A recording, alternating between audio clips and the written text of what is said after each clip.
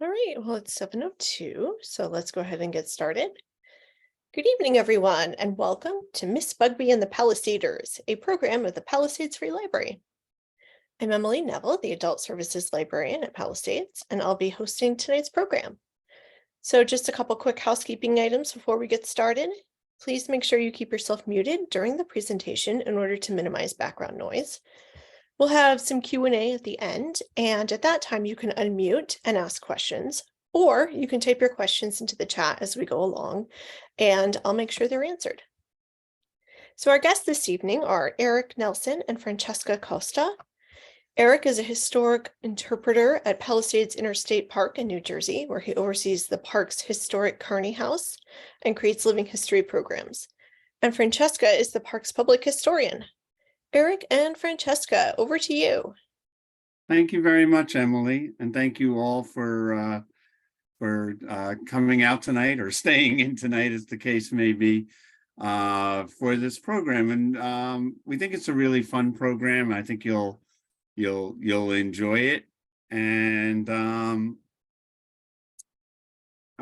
well, let's get started. So as Emily said, Francesca and I work for the Palisades Interstate Park in New Jersey. And what that means is we're the New Jersey component of this bi-state agency, New York and New Jersey, working together to manage, at this point, well over 100,000 acres of parklands and historic sites, much of that in New York State. But the original component of the park is the section that was in New Jersey. It's relatively small by the standards of the rest of the park. It's 2,500 acres, but it's some of the most spectacular scenery in the northeastern part of the United States. It's along the Hudson River and features the towering Palisades cliffs. The park extends for 12 miles along the western shore of the Hudson River. And I know many people coming to this program, excuse me a second. There we go. Many people coming to this program are familiar with the park, but some more than others. So to make sure everybody's kind of on the same page, as it were, I'm just going to start with a very quick overview of the park. And here you see, this is towards the northern end of the park, which is right by the New York state line. And we're looking south from the Hudson River. This photo was taken from a boat. And you're seeing much of the 12-mile expanse of the park in this photo, but you can see how much of it is fading into the misty distance as we look across 12 miles of cliff face and steep slopes and forests and all of that. This is in suburban Bergen County, New Jersey, that we're looking at. And if you could zoom in on this photo on the far left side of it, you would actually be able to catch just a tiny glimpse of the New York Tower of the George Washington Bridge in the great distance there. And that's basically the extent of the park.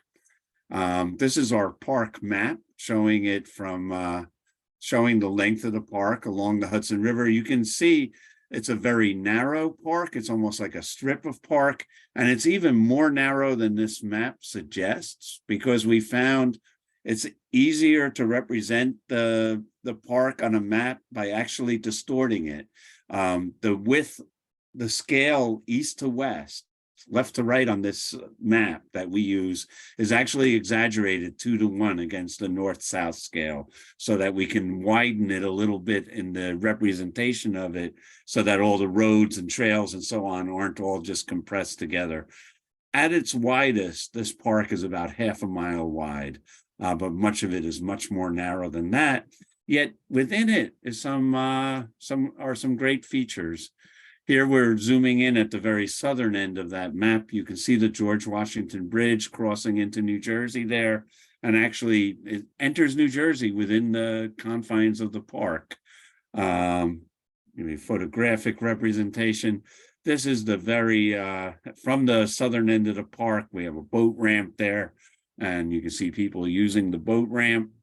And Up on top of the cliffs, just above that, also south of the bridge, we have a historic park called Fort Lee Historic Park, which tells the story of historic Fort Lee when the Continental Army in the very early days of the Revolution in the summer and fall of 1776 had a fort there on top of the Palisades to try to prevent British shipping from coming up the river. As we move up the park, you get to our first and largest picnic area beneath the cliffs and along the river. It's called Ross Dock. There are 3 other large picnic areas along the river as you go north, but Ross Dock is our largest and by far our busiest area. If you go there on a Sunday, there's a good chance you won't even get into the place after noon or so if it's a nice summer Sunday. Immensely popular. The park tends to be busier towards the south end for the obvious reason it's closer to the big population centers. You're literally across the bridge from Manhattan and the rest of New York City, and also adjacent to Hudson County, the most densely populated county in New Jersey, the most densely populated state in the country. And isn't it amazing you could still set out in this park and hike sometimes for an hour or more and not see another person? It's just astounding. Moving up the park, we get into Englewood Cliffs, New Jersey, and then into Tenafly, New Jersey, another suburban town, other picnic areas along the river, and also an extraordinary 7-mile stretch of road that's called Henry Hudson Drive. It was begun in the early 19-teens and then worked on over the next several decades, finally completed in I believe it was 1940. And this historic roadway is still immensely popular for people going out for a drive, but especially I'd say for cyclists. Any nice day, not even weekend day, any nice day will have literally thousands of cyclists crossing the bridge from New York City to ride on it, as well as plenty from New Jersey or Rockland County, New York, and so on. It's kind of a great escape place. Meanwhile, on top of the cliffs, you have the Palisades Interstate Parkway, which opened in 1958, connecting the George Washington Bridge with the Bear Mountain Bridge and all the interstate parks facilities up in the Harriman Bear Mountain area of New York. And along the way in New Jersey, for the 11 miles or so it runs along the top of the Palisades in New Jersey, there are 3 overlook areas that motorists can stop at and enjoy the views and read an interpretive sign about what they're seeing and where they are. We get up into Alpine, New Jersey, and the cliffs are getting taller as you go north in the park. By the George Washington Bridge, they're around 300 feet tall. By the time you're up in Alpine, they're well over 400 feet and eventually over 500 feet tall, overlooking the river. They provide some quite incredible views along the way. Another picnic area, our northernmost, with a public boat basin attached to it. There's a historic house there. We'll talk about that in a different slideshow one day for you if you'd like. And then you get into the real northern end of the park, where it's very tall cliffs and very rugged terrain.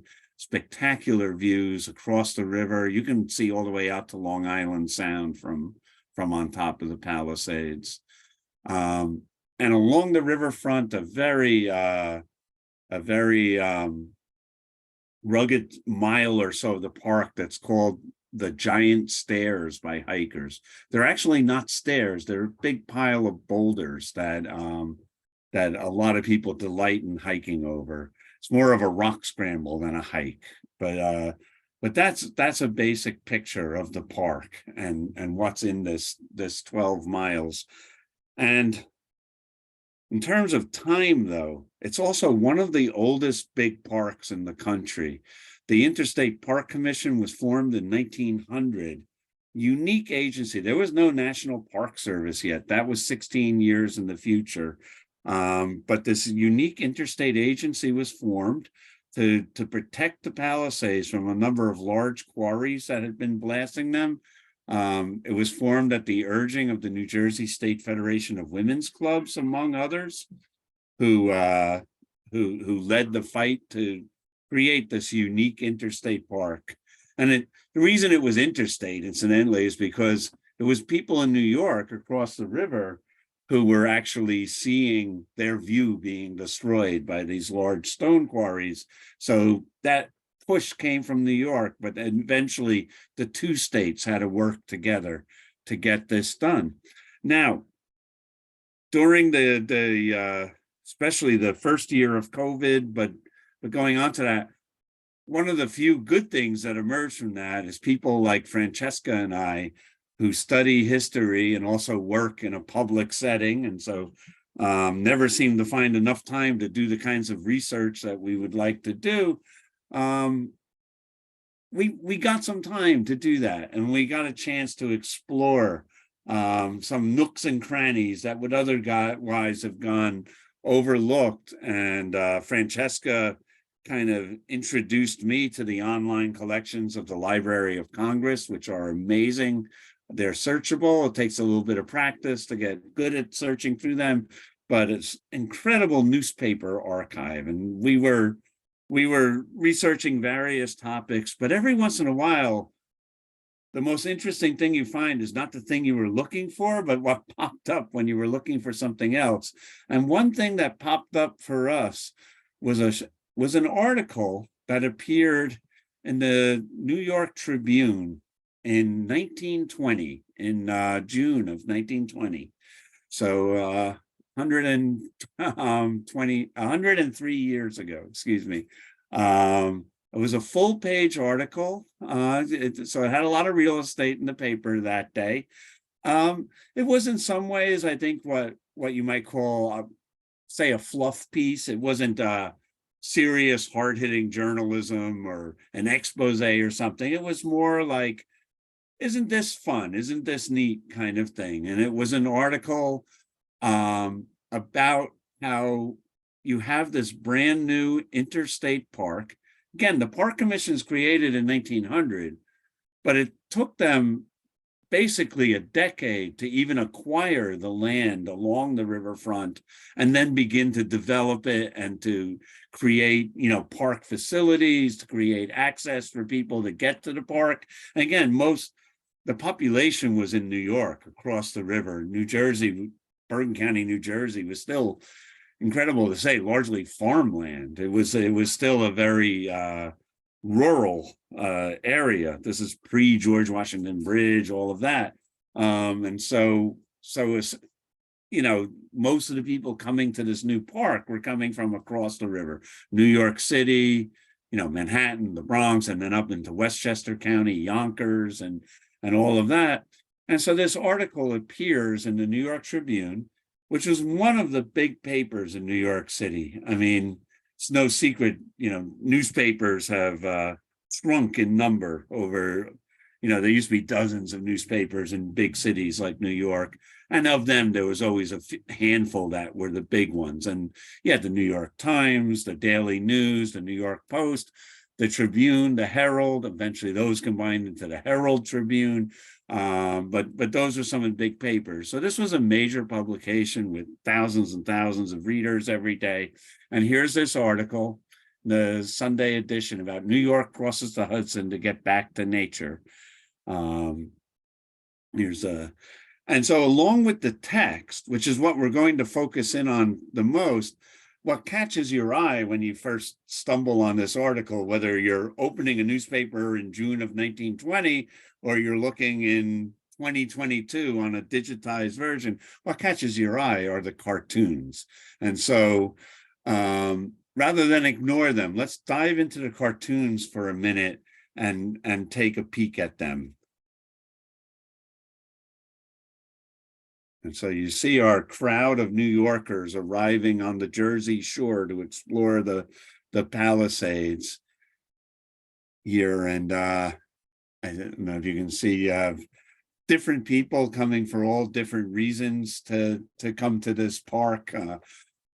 Binoculars, or with children, or to smooch with their paramours or what have you, but you see them all arriving. And then the cartoons are very whimsical. You see two couples in a canoe sort of spooning there, and the one guy is singing. He's singing a song that goes, "And nobody cares." And this is where Francesca's work is just so amazing to me, because she looks at that and sees the notes under it and says, "I bet you that's that was a song that was popular in 1920." And off to the Google she goes, and she actually found it was in fact a popular song that you would have. Radios were still not unheard of by any means, but not very commonplace. But people, had lots of people had Victrolas, and you could buy recordings to play on them. And also sheet music was popularly sold. And lots of people had a small piano in their house or their apartment, and you would get the latest songs on sheet music and have a little sing along, or at the neighborhood tavern or wherever. And so that these songs achieved popularity even before mass media, the way we might think of it today. And Francesca was able to find a recording. By the way, the song is by Irving Berlin, who's a name I'm sure many of you have heard, one of the great songwriters of 20th century America. So I'm going to play just like a minute or so of this song, and we're going to look at some of the cartoons while it's playing. Just be forewarned, the recording is fine, but going out on Zoom through my little speaker or microphone on my computer here, it may not have the best sound quality, and it might get a little glitchy while you're listening to it. But just give it a shot. It'll only be for a minute or so. And then we'll Nobody knows, sung by sheet music singer.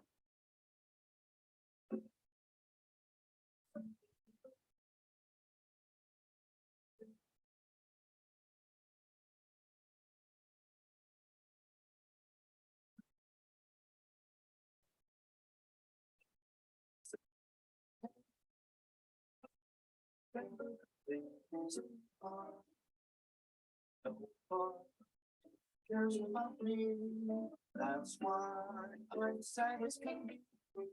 I long for someone, somebody else indeed. Love and kisses from one, it's exactly what I need.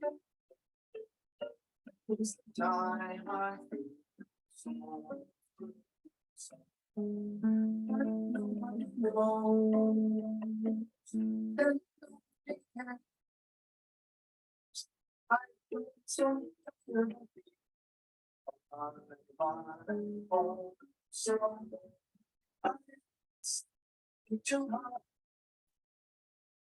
Okay, so there's a little taste of the music of the day and the somewhat whimsical, perhaps even odd cartoons that accompanied this article.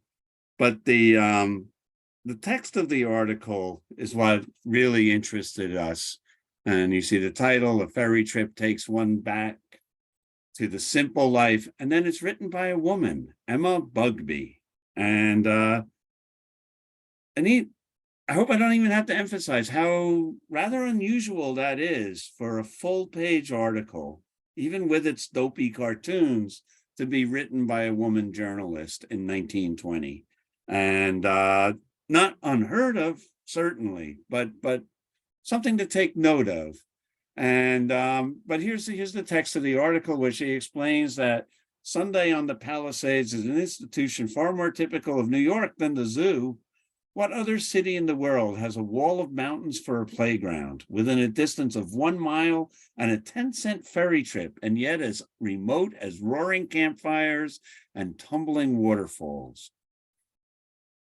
And she goes on to say that 700,000 persons visited the park, the Palisades, in 1919, and the Sunday crowds averaged several thousand. Most of these joyous pilgrims find their demands for rocks and sandy beach and firewood to burn easily satisfied within a few minutes' walk from the ferries. On a warm Sunday afternoon, it is almost impossible to find a fallen log or a natural fireplace that has not already been preempted by those mysterious and omnipresent persons who never seem to be going anywhere, but have always already arrived. Their beefsteak is always cooking over an already perfect bed of coals before you get there. Their bathing suits are wet and their shoulders already sunburned. Their Victrola already singing to itself under the trees, and father is already displaying a string of infant fish which he has caught from the pier end, a task of many hours' duration.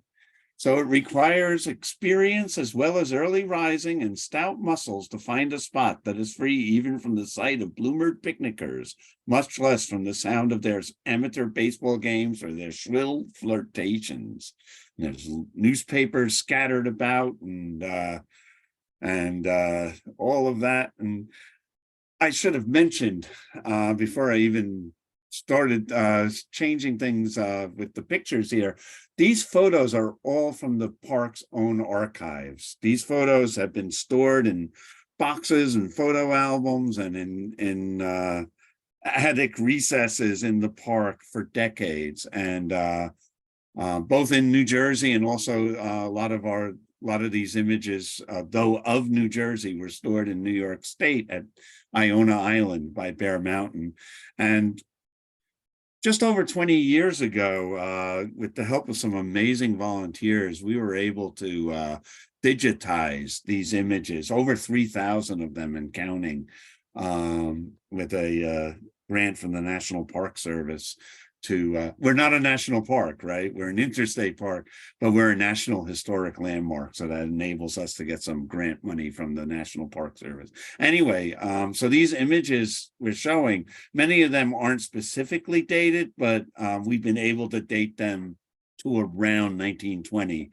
So when you hear Emma Bugbee's description of these people who always seem to be there, they're cooking their meals and so on, or whatever she's talking about, we've been able to find images taken certainly within a year or two of when she wrote this article, and possibly even, the same day almost. As you see these groups of picnickers in circa 1920 in the park, and realize again, it can't be emphasized enough, almost all the people you see in these photos are from the other side of the river. There might be a few New Jersey people in the mix, but the vast majority of them are people who cross the river to come to the Palisades. And she notes, anyone can play at this sport of palisading. It's a fun little term she coined there, palisading as a verb, to palisade, and the people who do it she calls palisaders. Again, this is a very new park at this point. But she says, it requires only a sudden inspiration of a Sunday afternoon, a ferry trip to Fort Lee, or better still to Dyckman Street, and then the stroll along the water's edge until you feel tired. Dyckman Street is that little valley at the northern end of Manhattan, like south of the Cloisters, north of the George Washington Bridge. There's a low, if you look at that's a low point called Dyckman Street.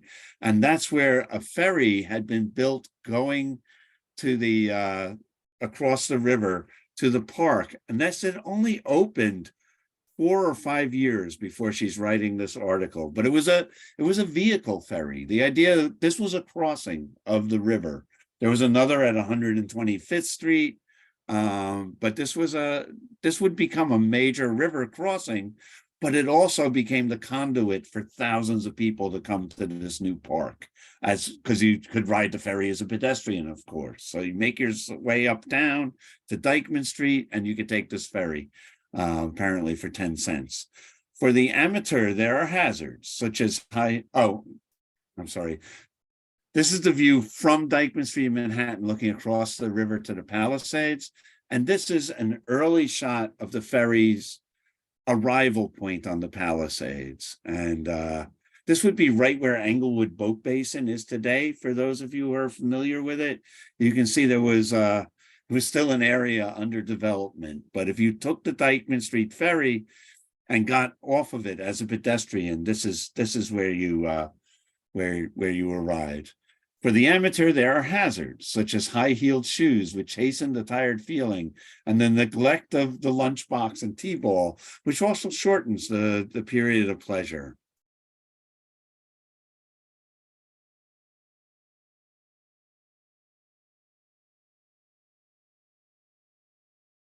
All these shots seem to be fairly close to the Dyckman Street ferry landing in the park, just based on, clues that we get from looking at the photos and the surroundings and so on. Then her next section is headed "The Omnipresent Girl Scout." One is frequently disillusioned in finding the cliffs more full of Girl Scouts than Columbines, and in learning that aching muscles last 3 days, while a new moon reflected in the water lasts only to the subway. Your complete Palisader, however, has conquered all these sorrows. He has developed, for the perfect enjoyment of the cliffs, a technique as definite as that he uses in the shuttle at 42nd Street. And then she brings her friend into the story. Corinna is the best Palisader I know. It was she who taught me that a narrow skirt, no matter how old and shiny, is not efficient in cliff scaling, and that solid alcohol will burn when rain-soaked twigs will not. Corinna knows that if you take a 25-cent taxi north from the Dyckman Street landing for about a mile until the driver puts you out, you avoid the most obtrusive crowds of settlement house girls freaking over their first bacon bat and may penetrate through the sprinkled woods to the I'm sorry, it's a little blocked on my screen. But anyway, I think I just figured, aside to Francesca, I think I just figured something out about this article. But so at this point, the road only goes about a mile north of Dyckman Street Ferry. So that Henry Hudson Drive I showed you with the bicycles on it, it's only just under construction here. But there's a ferry you can take, a taxi you can take from the ferry landing that will take you on these roads, this new built road up. And so you can save some hiking by doing that, and then start hiking from that point on. And you can actually see on the right side of this photo a little bit of that road that was under construction with, people camped out along the shore there and so on. Corinna knows that the same taxi will take you to the end of Hendrick Hudson Drive, saving your legs for a harder hike over the unfinished portions of the trail further north. This is the most romantic portion of Palisades. In other words, if you get a few miles north of Dyckman Street Ferry, take a taxi for part of the way and then start your hike, you're in the real Palisades with a crumbling bit of wall and a lonely gravestone now and then to remind the visitors of a once prosperous fishing village clinging to the foot of the cliffs, and with dying honeysuckles and lilac bushes telling of the unconquerable instinct of woman to beautify her dooryard.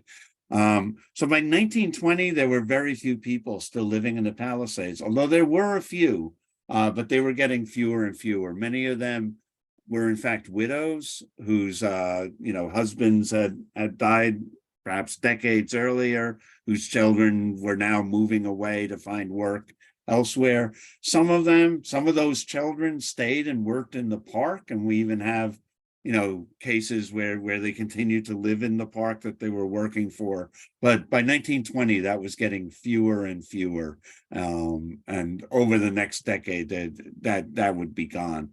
And already in 1920, as she suggests here, you were finding, the ruins. Besides the graveyards, you find foundations. Once people moved away and, their property had been acquired by the commission earlier, once they weren't living there anymore, the houses were leveled. They were often just burned down, and so you would just have a foundation hole left in the woods that she's talking about finding, and then plants growing that you could tell had been planted by someone to beautify the property.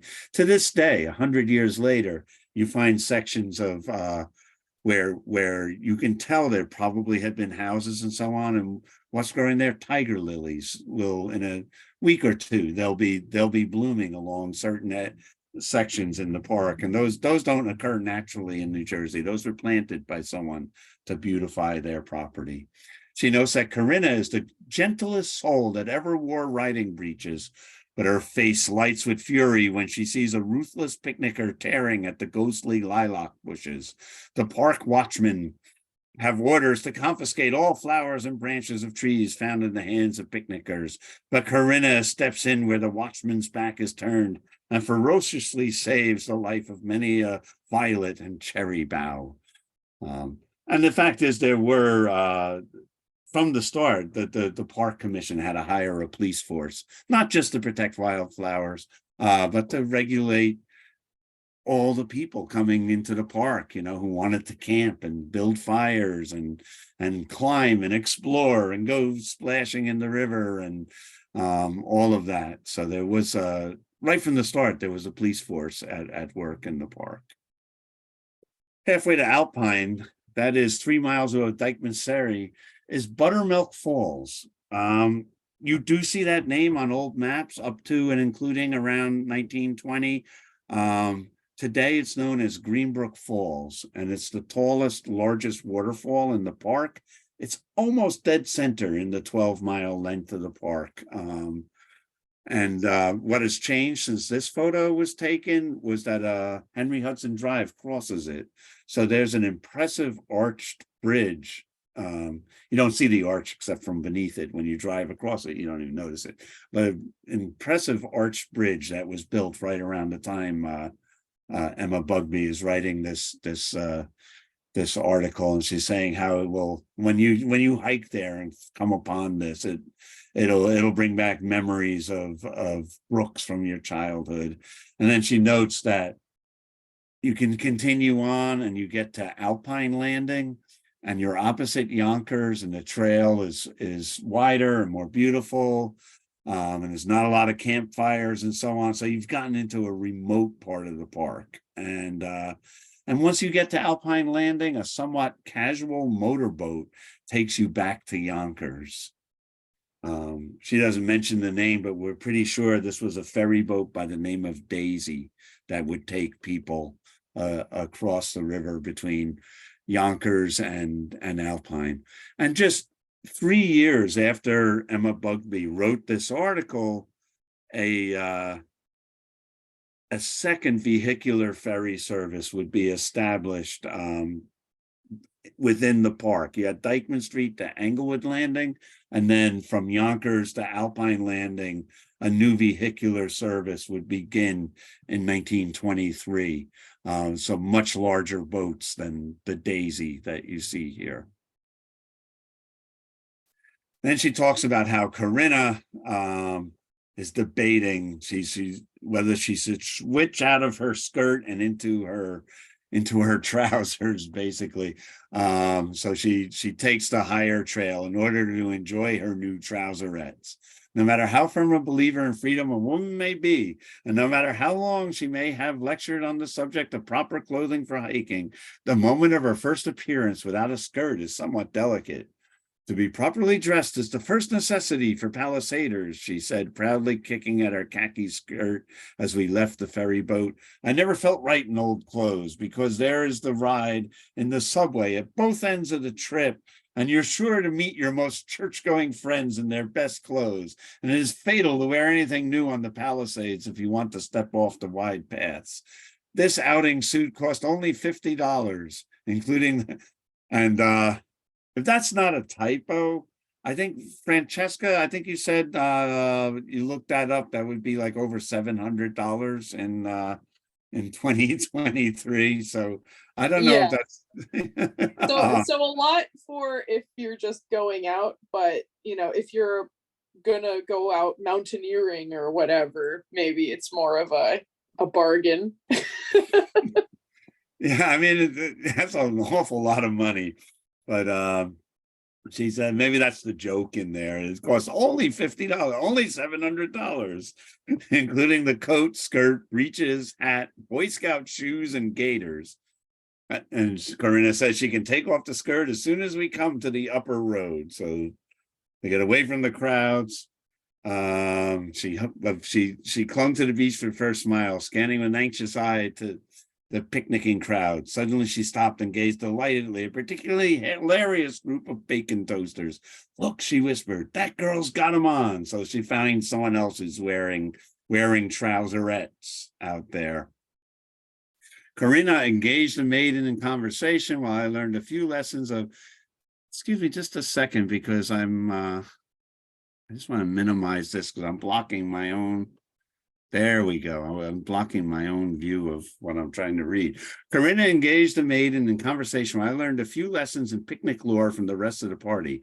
They had a most imposing equipment of camp chairs and a table, a huge coffee pot, a tent, a Victrola, and a red canoe drawn up on the sand.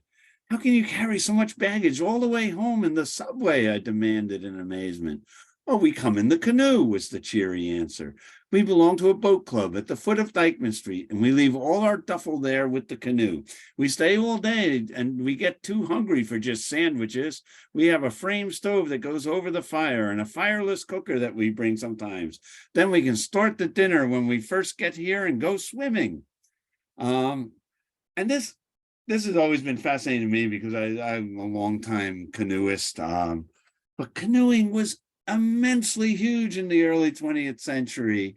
And what they're talking about, this having a boathouse on Dykeman Street, that was one of a number of boathouses that were operated by canoe clubs in Manhattan and in Westchester County, where you're living in an apartment somewhere, in a tenement building somewhere, you can still rent a space in one of these boathouses, join a canoe club, and then rent space to store a canoe.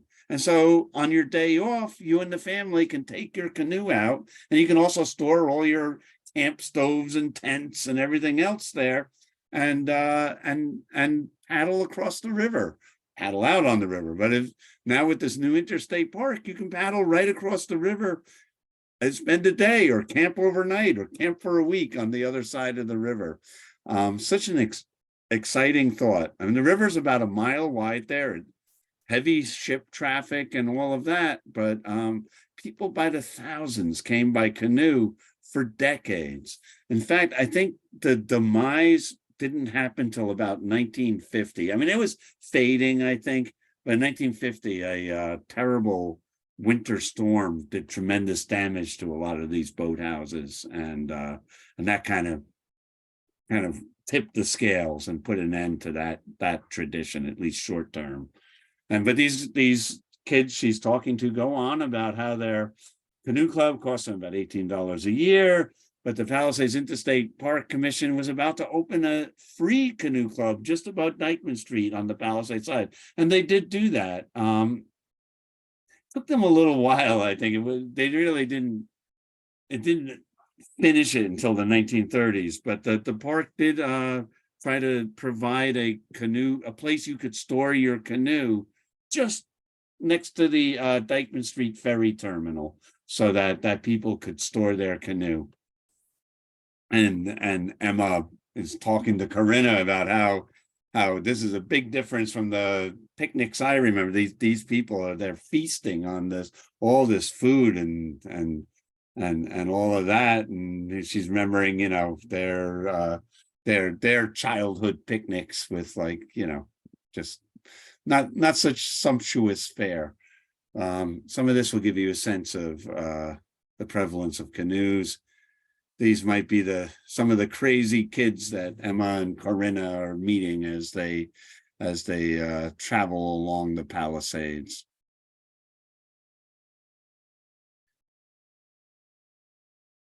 But as they leave that group, Corinna is just amazed that this woman told her that she wore the trouserettes all day long, and nobody ever said anything to her. And then Emma says, "But there's a crowd of Girl Scouts coming that look as if they would laugh at you." "Let them," said Corinna, swiftly unbuttoning her skirt and emerging flushed in the full splendor of khaki riding breeches. The skirt we folded swiftly and packed away in our knapsack, just in time for her to stare haughtily at the giggling Girl Scouts. And for the rest of the afternoon, Corinna is hiking everywhere, and poor Emma Bugbee is trying to keep up and realizing that she's wrecking her skirt in the process. So Corinna has the right idea by having switching to these trouserettes along the Palisades, even though even the Girl Scouts find it shocking that a grown woman would wear that.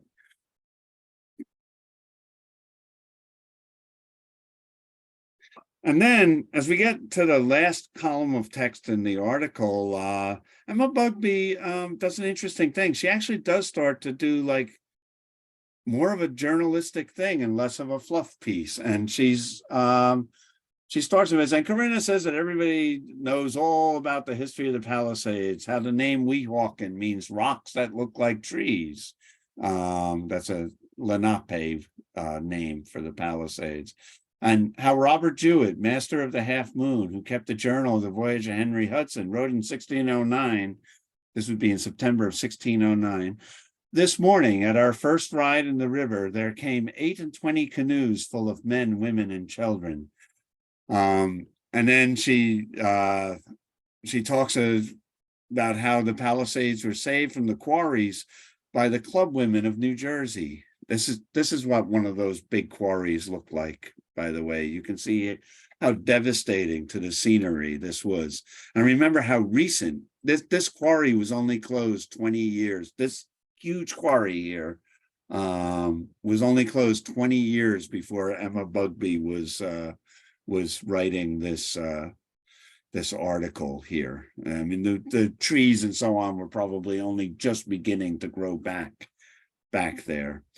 But she just says it was saved by the quarries by the club women of New Jersey, who started the organization. That would be the New Jersey State Federation of Women's Clubs in 1895, which has since developed. This is a photo of, in 1897, a group of New Jersey women's club leaders actually touring along the Hudson River in a yacht that was offered to them for the purpose of actually viewing these big quarries to discuss ways that there might be a way to somehow close these big quarries down. Again, this is still living memory, and as Emma Bugbee is writing the story. And that this has since developed into the Palisades Interstate Park Commission, headed by George W. Perkins, namesake of Perkins Tower up by Bear Mountain. In 1910, the park was expanded in New York by 10,000 acres, thanks to the Harriman family. And you know, kind of giving a thumbnail history. And she mentions how that area, this new area up by that the Harrimans donated, is so remote and so extensive. There's no Palisades Interstate Parkway to get up there, that she's not worried about it. But I confess, after those hikes with Corinna, I was alarmed about the Palisades. So the original New Jersey part of the park, she's worried about them because they're so close and there's so many people there. So she interviews Edward F. Brown, who is the superintendent of the camp department of the park. So she goes to speak to an interstate commission employee. This is development shots of the Palisades, where you see how old the park is. Here they are developing picnic areas and so on in the years before Emma Bugbee's article. And note that horses are still construction equipment in the early days of the park. And so she interviews this employee of the commission. She says, all these people will ruin the woods, I wailed. They tear down the apple blossoms and trample the columbines. Pretty soon there won't be anything left but rocks and old newspapers. She had mentioned earlier, old newspapers are left scattered around from people trying to start fires and, you know, wrapping up their food and stuff, the newspapers and stuff. So this Mr. Brown, this employee, responds, the rocks are the park's salvation. He laughed at my fears. People aren't very likely to leave the beaten path when the ground is covered with jagged rocks, as it is over there, and the dogwood and columbine thrive on rocks. As for trees, the commission has planted 5.5 million trees, most of them in the Harriman Park, it is true, but a goodly number of thousands in the Palisades.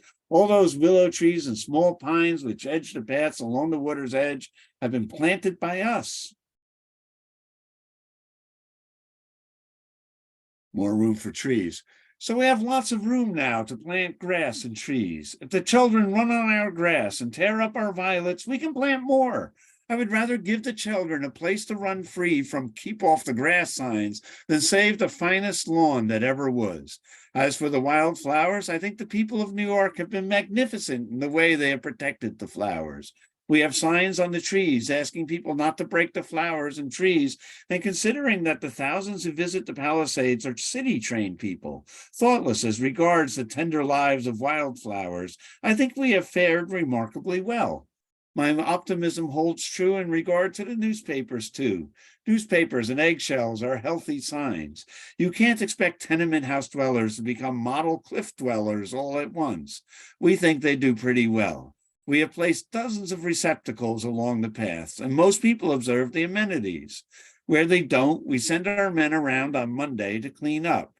We are willing to clean up the papers if only the tenement boys and girls pick up a little fun.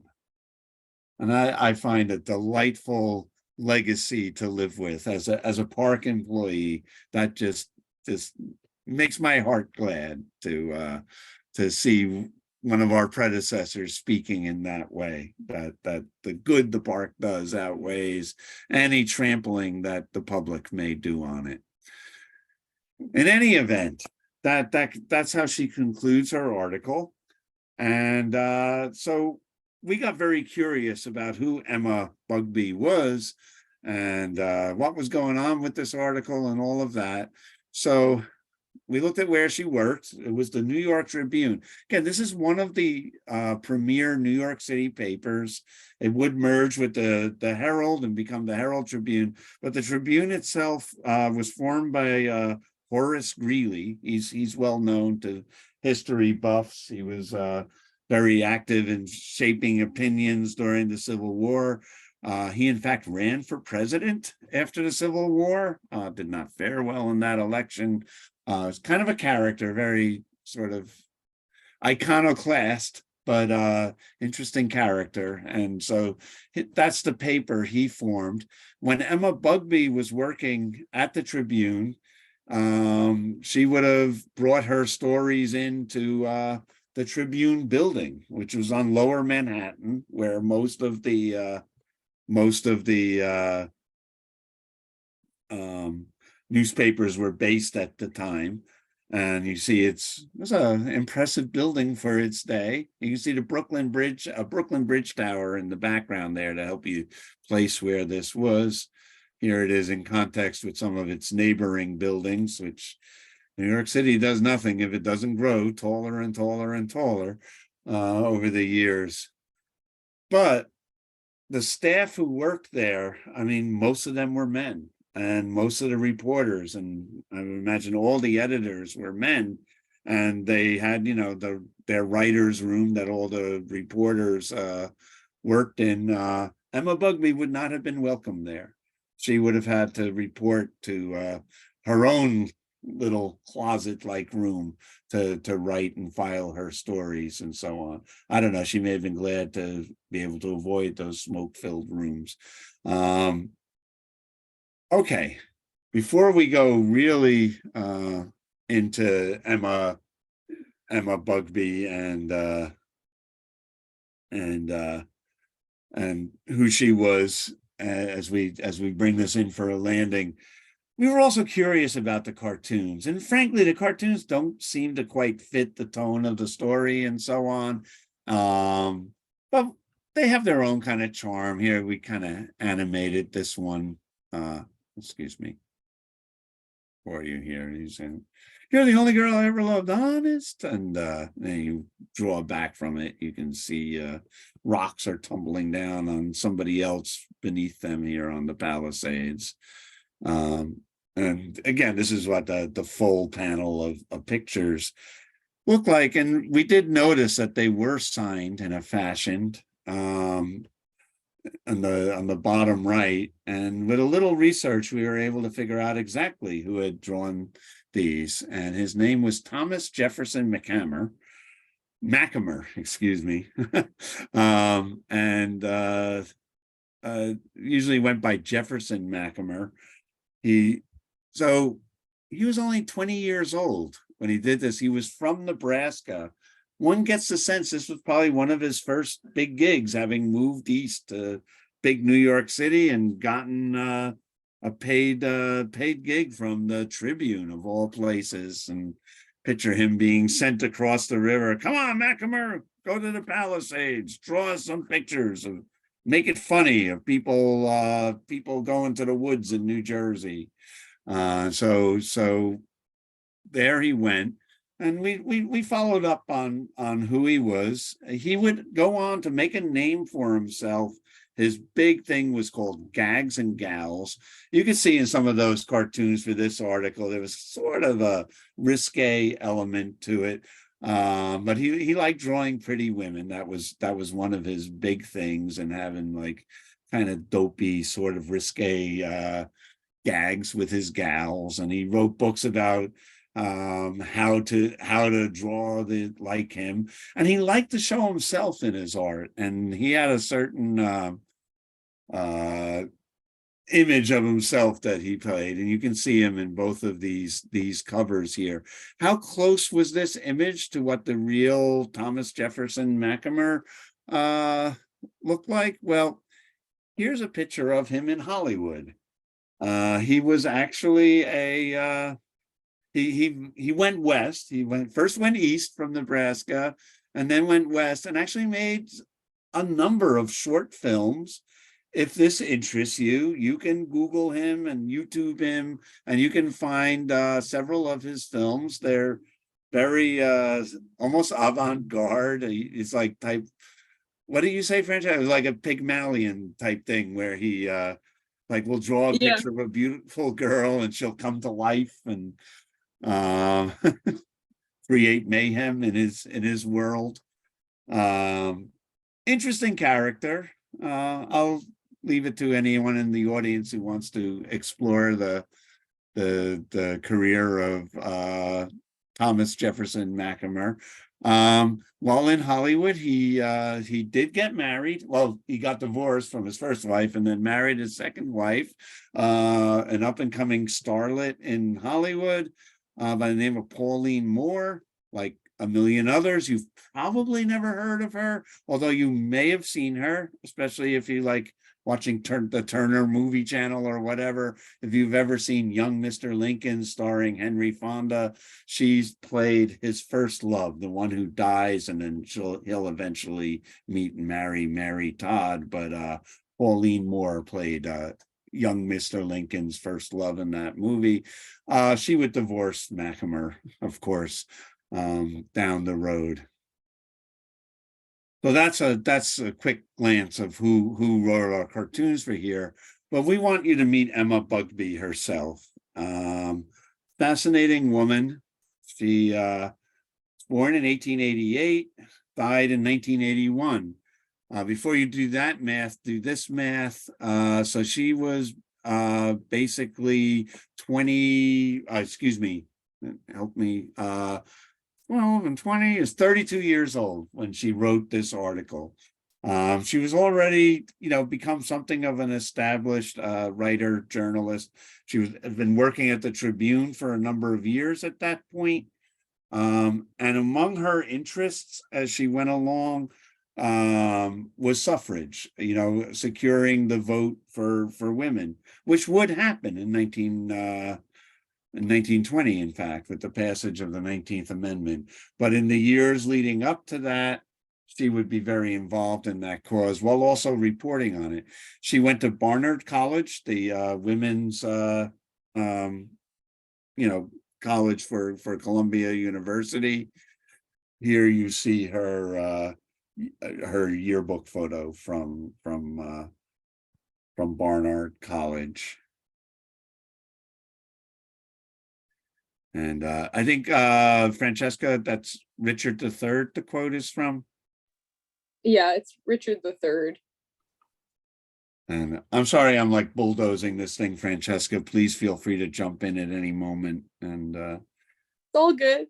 okay. there were a number of in the run up to the passage of the 19th Amendment, there were several major kind of marches or automobile marches from, for example, from New York City to Albany was one, and then there was another from New York to Washington or Baltimore, and Emma Bugbee went on those. And we found in her Wikipedia page this photo of her was actually mislabeled because we were able to find other versions of it in the Library of Congress and other sources. But the woman in the front of the car is the daughter of Elizabeth Cady Stanton. And then in the car with her are another American suffragette named Susan Walker Fitzgerald. And we're pretty sure, this has been taking some real snooping to get it right, but that's Maggie Murphy is an Irish suffragist leader, and quite a radical one who had, had some real scrapes and adventures in Ireland. But they're pretty much in the center is Emma Bugbee, a few years younger than when she wrote the article that we've been looking at here. Her career would go on, though. She would stay at the Tribune for decades as a major writer there, and she would also head women's reporters guilds kind of thing. But before we leave this photo, one thing when we were looking at this that Francesca got interested in was, what would the colors of the flag in the background be? That's always one of those puzzles when you look at a black and white photo, and this is a pretty good guess right here. Francesca, you want to add anything to that? Nothing much. There are different colors for the UK movement. So it might be possible that Maggie Murphy was flying, certain colors that represented her, or it was more of the American version, which is more of like that orangey color or yellow. But it really depended on the movement itself. There were a few things going on. It wasn't like so unified. Gotcha. Here she is with I think it's Jimmy Walker, a mayor of New York City. I think he would run for president as well. And she's interviewing him on the radio here. And then this, I believe, is 1940. That's Emma in the background there. And I'm not sure who the other woman is, but this is at a press event that they did during election years. They have similar things that go on now as we know, but this was like, and it involves skits and some comedy, and they're supposed to be in a taxi, these two women, and oh geez, I don't remember all the details. Maybe you do, Francesca, but and it is a comedy skit. But what's interesting is that I think several of the candidate first wives were at this event, including Eleanor Roosevelt. See a little comedy going on there. And then speaking of Eleanor Roosevelt, this is a photo taken in Puerto Rico with Eleanor Roosevelt and several prominent women journalists of the day, including on the left our Emma Bugbee. So this is 20 years or more after she wrote her article about palisading and her adventures with Corinna on the Palisades.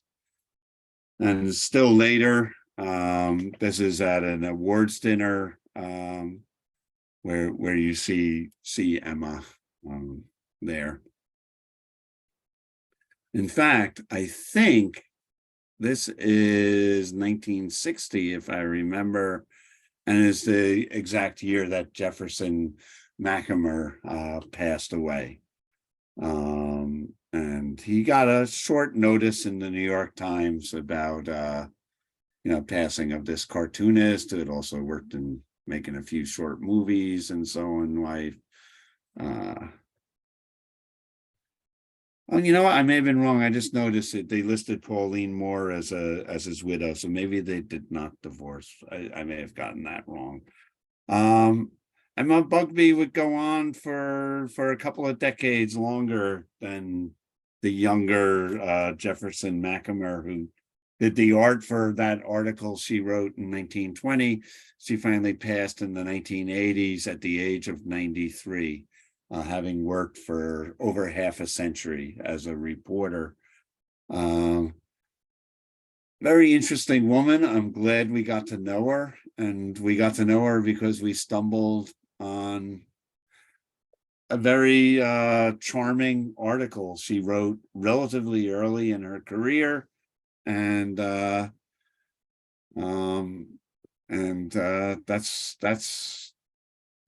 our story tonight to you, and our pleasure to introduce you to an earlier version of the Palisades Interstate Park, and to I think an extraordinary woman journalist. And now we can open it up to questions.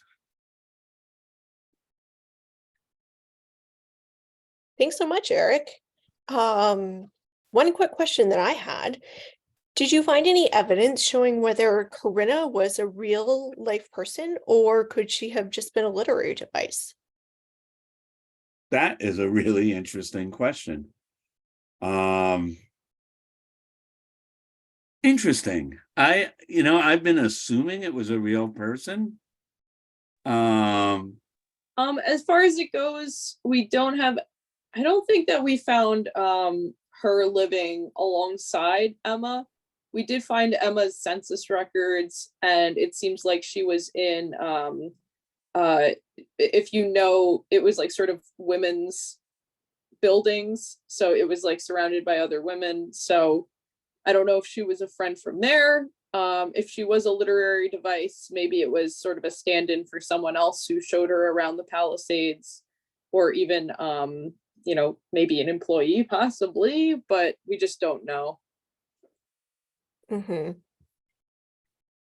Let's see. We did have one question earlier on when we were looking at the comic. Mickey asked what was the name and logo on the boat? Oh, on the canoe? Yeah. Give me a second. I think it was either like Wanga or something like that. Yeah, like a Native American head. Wanga. I do not know what that means. Or maybe King Tut or something like that. Yeah, another good question. We're stumping you tonight. That's good. I like being stumped because then it gives me things to try to explore further. And here's Gertie. Is this canoe? Oh, is this a Gertie May or something? That's what it looks like. Gertie May. And it's Yeah. funny, you see people did name their canoes. Like I've noticed in the old photos, a lot of them, like canoes in the park, do have names on them, like Wanderer, and then sometimes a person's name and so on, which is kind of a fun little aspect of it. Does anyone else have any questions? You can either type in the chat or I think you should be able to unmute.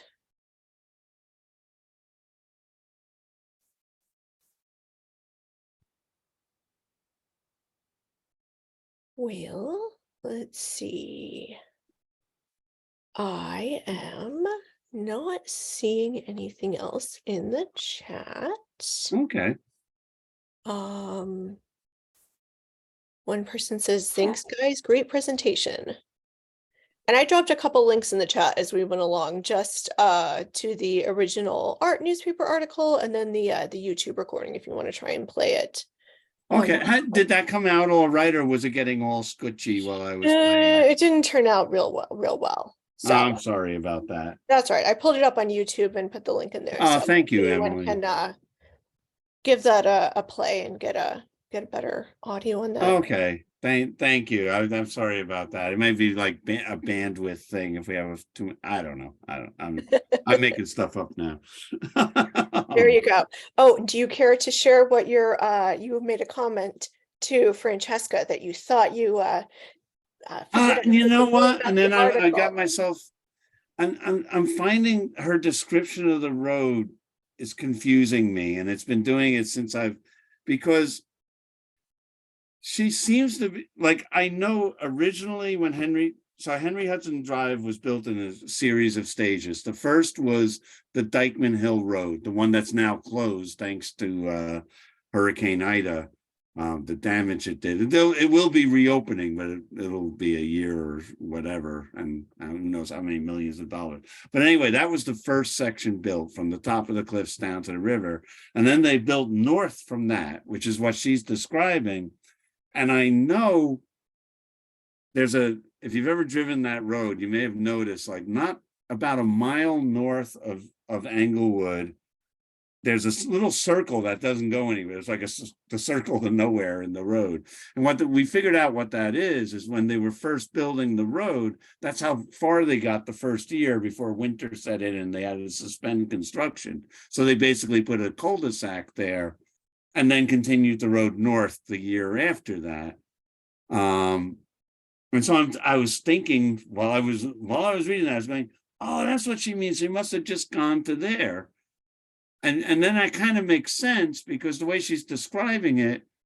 But then she says, I'm reading a little bit further, and she's saying like the taxi can take you even further than that. So, okay, so they're going past that. And then I'm almost positive, I can double check this later, but that the bridge over Greenbrook Falls was built 1917 or 18 at the latest, meaning in 1920s, you should have been able to drive past Greenbrook Falls even. So I thought I kind of had an aha that, oh, that's that circle that but then she then says she continued.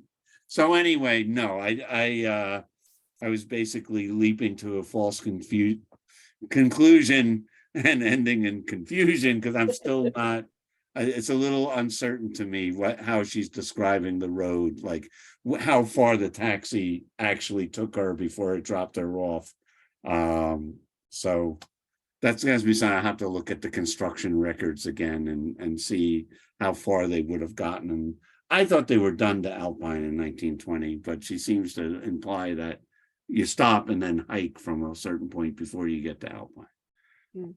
Martha asks, do you know how the creation of the park affected the people who worked on the quarries? Where did they go or do after that? Not specifically. I don't. I mean, these quarries closed down. I mean, the quarry owners were compensated for the quarries.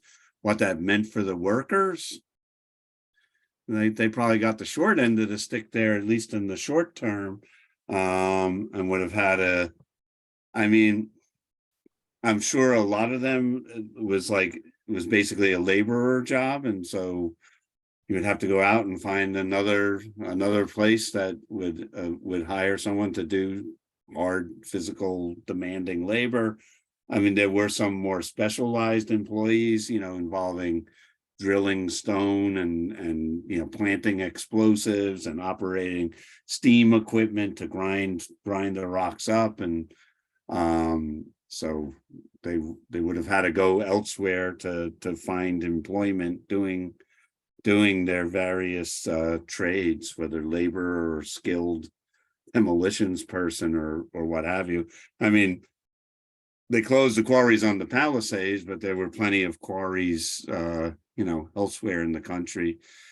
Even the back slope of the Palisades in Englewood, where Flat Rock Brook Nature Center is now, had a working quarry in it. So, yeah, but I couldn't begin to tell you specifically where they employ. I'm sure it must have been a hardship for those workers. I mean, Carpenter Brothers Quarry, the big one that I showed a photo of, according to one thing that was written in the mid 1890s, they were employing 300 men year round at that time. So that if that number stayed constant to 1900 when it was closed, that would have been 300 men, out of a job when the quarry closed. So interesting thing to think about too. As much as I will cheer on the closing of the quarries and the preservation of the Palisades, but for those 300 men and their families, that would have been at least a rough spot in their lives. Mhm. One last question from me. Emma Bugbee, she was never married? No, not that we're aware of. Francesca, did she?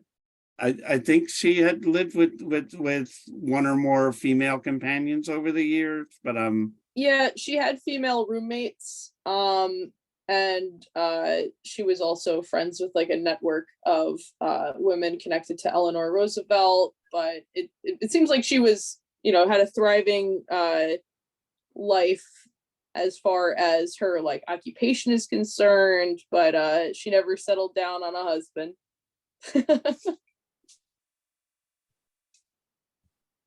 Okay, well, I don't see any other questions, so let's just go ahead and wrap up. So thank you so much, everyone, for joining us this evening. And especially thank you to Eric and Francesca for this fascinating presentation. Hopefully we'll see you all again soon, either in person at the library or on an upcoming virtual program. or in the park. Or in the park. Don't forget to check us njpalisades.org for upcoming events and information about the park. Excellent. Enjoy the summer and go palisading. That's right. Thank you, Emily. Have a Thank good you. night, Palisade everyone. Library. Take care.